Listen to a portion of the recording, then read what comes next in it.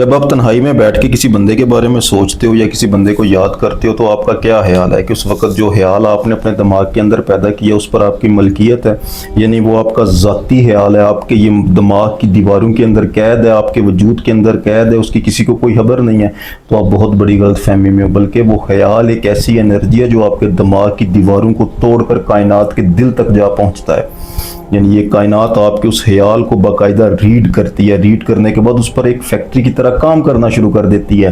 आपके दिमाग में चलने वाले ख्याल आपकी मलकियत नहीं है, ये पूरी कायनात में फैल जाता है। जब आप कोई भी सोचते हो, आज की वीडियो में ना बड़ी इंटरेस्टिंग एक चीज़ मैं आपके साथ शेयर करता हूँ कि जब आप किसी के मुतालिक सोचते हो, पहली जो चीज़ है तो अगले बंदे तक आपके ख्यालात कैसे पहुँच जाते हैं, वो कौन सी निशानियाँ जो ज़ाहिर होती हैं कि कोई बंदा आपको तन्हाई में बैठ के बड़े दिल से याद कर रहा है।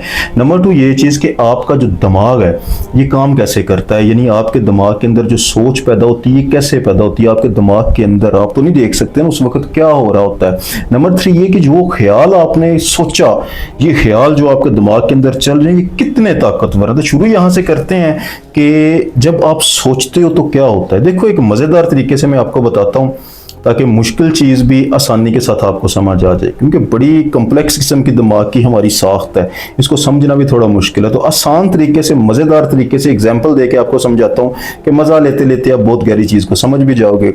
आपने कभी आसमान पर सितारे देखे हैं? रात को छत पर जाकर आसमान में सितारे देखते हो ना, हजारों लाखों के हिसाब से सितारे नजर आते हैं, लेकिन जब आप गौर करते हो ना तो आपकी नज़र थक जाती है, ज़्यादा दूर तक देख नहीं पाती। आप एक काम करो कि अपना एक टेलीस्कोप हो आपके पास, उस टेलीस्कोप के जरिए आप फिर आसमान को देखो तो आप ये देखोगे कि आसमान के अंदर गहराई है, दूर दूर दूर तक निकलते ही जा रहे हैं। जितना आप जोर लगाते जा रहे हो, जितना आप गौर करते जा रहे हो, आसमान गहरा होता जा रहा है, दूर निकलता जा रहा है। आप देख रहे हो कि आम आंख से आपको सिर्फ हजारों के लिहाज से सितारे नजर आते हैं, लेकिन टेलीस्कोप से आप जिस जानिब भी आसमान को देखते हो करोड़ों अरबों के लिहाज से स्टार ही स्टार है।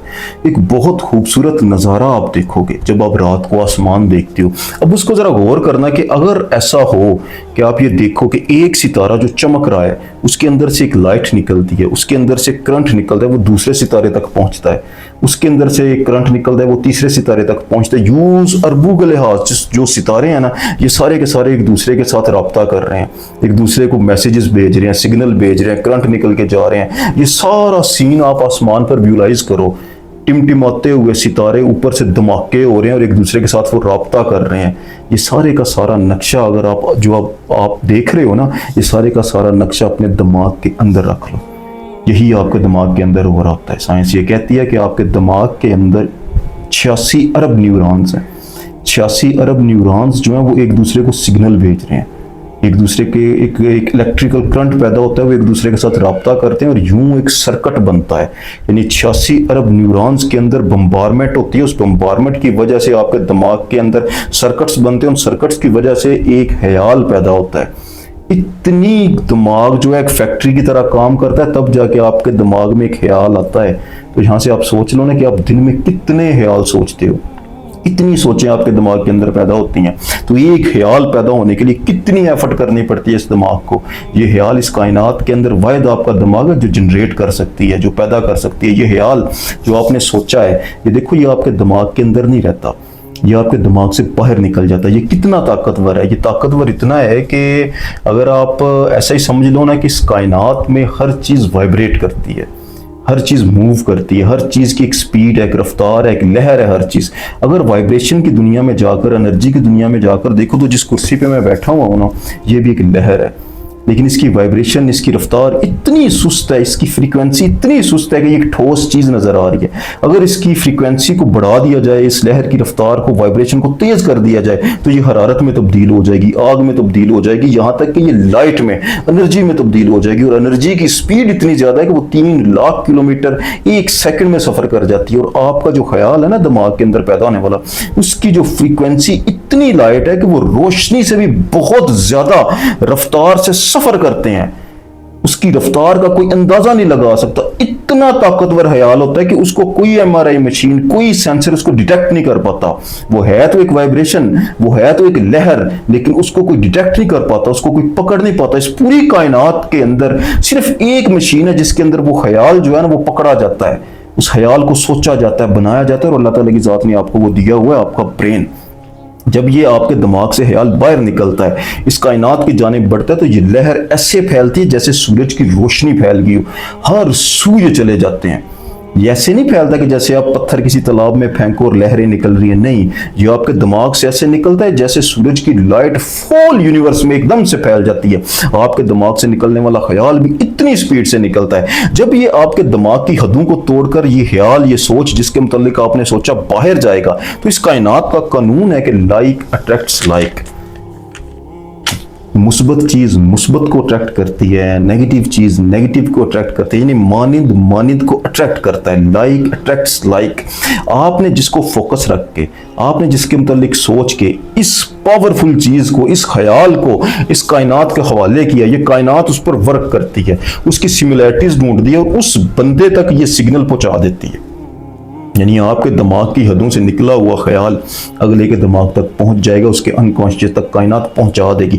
जब ये सिग्नल उस तक पहुंचेगा ना, तो 3 चीजें जो वो फील करना शुरू कर देगा जिसके मुतालिक आप सोच रहे हो। सबसे पहली और सबसे बड़ी चीज, देखो वो जहां पर भी मसरूफ है ना, उस वक्त वो जो भी कर रहा है, आपके दिल से एक याद निकली, आपके दिमाग से एक ख्याल निकला, एक पावरफुल लहर निकली जिसको दुनिया की कोई मशीन नहीं पकड़ सकती, जिसकी रफ्तार रोशनी से भी ज्यादा तेज है, वो उस तक जब पहुंचेगी तो उसके दिमाग ने उसको सिग्नल जरूर देना है। उस वक्त उसके दिमाग के किसी ना किसी न्यूरॉन ने बम्बारमेंट जरूर करनी है, उसके दिमाग के अंदर वो चीज आनी जरूर है। हो सकता है वो सोचना शुरू कर दे कि एकदम से मुझे किसी की याद क्यों आना शुरू होगी, मैं तो कुछ और कर रहा था, लेकिन एकदम से उसको आपकी याद आएगी, आपका नाम उसके जहन में आना शुरू हो जाएगा। उसको भी शायद समझ ना आए कि मुझे बार बार इसकी याद क्यों आ रही है, लेकिन ये नहीं ना पता कि आपने ख्यालात के फायर किए हैं उसकी जानिब। ये ख्यालात एक गोली की तरह है जो उस तक पहुंच रहा है। ये पहला काम है जो उसको होगा कि आपका नाम उसके जहन में आना शुरू हो जाएगा। नंबर 2, अगर सिचुएशन ऐसी है कि वो बहुत ज्यादा बिजी है, इस कायनात में बहुत शोर है ना, वो बहुत ज्यादा बिजी है, बहुत ज्यादा वो उलझा हुआ है, उसका दिमाग कहीं और पर फंसा हुआ है, लेकिन वो कॉन्शियसली तो कहीं और जगह पर फंसा हुआ है, सिग्नल फिर भी उस तक पहुंच जाएगा। होगा फिर क्या कि जब वो रिलैक्स होगा, अल्फा स्टेट में जाएगा, यानी अपने दिमाग के उस हिस्से में जाएगा जब वो रिलैक्स करता है, जब अपने दिमाग की शोर को वो कम करेगा। ऐसे ही समझ ले, रात को सोने से पहले जब वो सोने की तैयारी कर रहा होगा, उस वक्त अनकॉन्शियसली उसके दिमाग के अंदर वो सिग्नल ट्रिगर होगा, वो भी आपको याद करना शुरू कर देगा अनकॉन्शियसली।